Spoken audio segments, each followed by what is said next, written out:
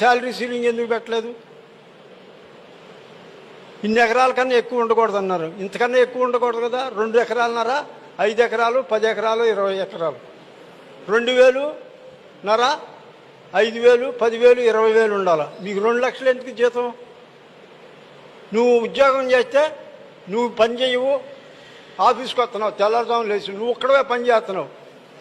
నీ భార్య పని చేయదు, మీ అమ్మాయి పని చేయదు, మీ అబ్బాయి పని చేయడు, మీ అమ్మ పని చేయదు, మీ నాన్న పని చేయడు. ఈ 5గురిని కూర్చోబెట్టి తెల్ల ఏనుగుల్లాగా మేపుతున్నారా? ఇది ఎక్కడ న్యాయం? వాళ్ళకి జబ్బులు వస్తున్నాయి, మీకు డబ్బులు వస్తున్నాయి, వాళ్ళకి జబ్బులు వస్తున్నాయి, మళ్ళీ వెళ్ళి డాక్టర్ దగ్గరే కూర్చున్నాయి. అందువల్ల ఈ వ్యవస్థ ఇట్లా కాదని పత్తిపాటి పుల్లారావు గారి మీద ఎదురు తిరిగాం. మీ వల్ల వ్యవసాయం కుంపయిందన్నాం. ఎట్లా అన్నాడు? బ్రిటిష్ గవర్నమెంట్లో అగ్రికల్చర్ లేబర్ కన్నా 1 నయా పైసా కూడా ఎక్కువ ఇచ్చేవాళ్ళు కాదు ఎంప్లాయీకి. అప్పుడు బతకలేక బడిపంతులు అన్నారు. ఇప్పుడు బతకగలిగినాడు బడిపంతులు. కదిలితే సమ్మె, మెదిలితే సమ్మె. ఎంత ఇస్తే సరిపోద్ది?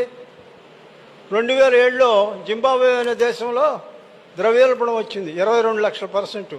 ఈ కండవా ఖరీదు రూపాయి, అక్కడ 22 లక్షలు కొన్నారు.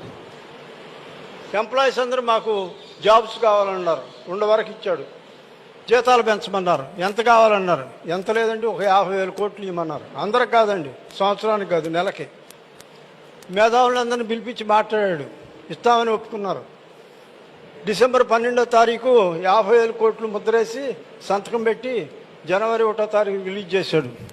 50,000, 50,000, 50,000. 11వ తారీఖు యూనియన్ నాయకులు వెళ్ళారు. ఏమండి మాకు ఈ 10 రోజులకే వచ్చినాయి, మిగిలిన 20 రోజులు మేము ఎట్లా బతకాలన్నారు. ఏం పర్వాలేదు, నేను ఉండానన్నాడు. అదేదో చెప్పండి, ఇంటికి వెళ్ళి సంతోషంగా ఉంటామని అన్నారు. ఏం లేదు, 50 కొట్టేసి 2 లక్షల కోట్లు ఇస్తా అన్నాడు నెలకి. మహాప్రభు, నీ కోట్లు వద్దు, నీ చెక్కులు వద్దు, నీ డబ్బులు వద్దు, మాకు ఇంత కూడు పెట్టమన్నారు.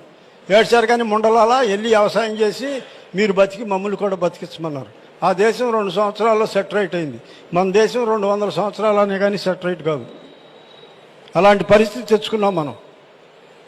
ఎంతసేపు ఎంతైతే సరిపోద్ది?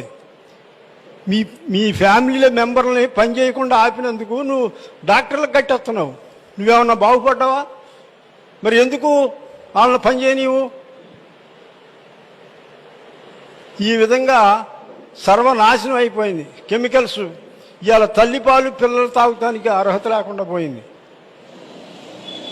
అలాంటి సిచ్యువేషన్లో ఉన్నాం మనం ఇప్పుడు.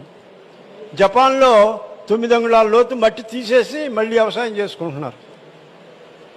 యూరియా గుళికలు, ఈ 2.4 గుళికలు అయితే 6 సంవత్సరాలు కంటిన్యూగా అయితే 100కి 100 మందికి క్యాన్సర్ వస్తుంది. పంజాబ్, హర్యానాలో అదే జరిగింది.